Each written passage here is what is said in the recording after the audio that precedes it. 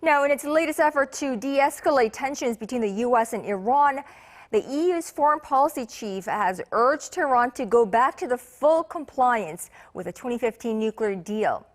For more on this and other news from around the world, let's go over to our Hong Yoo at Arirang Center. Hong Yoo, tell us more about what was discussed at Monday's meeting of EU foreign ministers in Brussels. Like you said, Connyoung, the European powers tried to persuade Iran to reverse its course and go back to complete compliance with the 2015 nuclear accord. They tried to avoid the collapse of a deal that had proved effective in keeping the Iranians from developing nuclear weapons. Iran decided recently to no longer abide by the deal's obligations and increase its stockpile of enriched uranium as their relationship with Washington deteriorated. Yet, Spanish Foreign Minister Joseph Borrell, who will take over from Federica Mogherini after she steps down as the EU's foreign policy chief in November, said the deviations are not significant enough to assess that Iran has broken the agreement.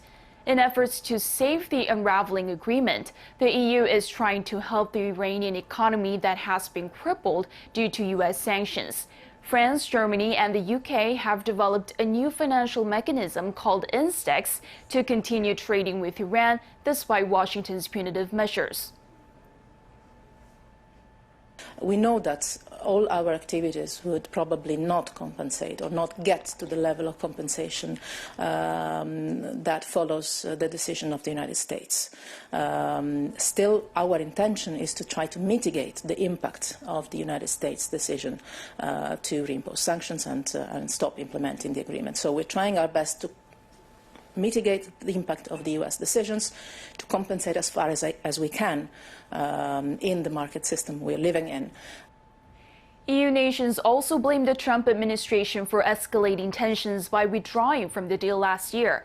China, one of the parties in the deal, also said U.S. pressure was the root cause of recent developments and called on the Trump administration to fix the trouble it helped to create.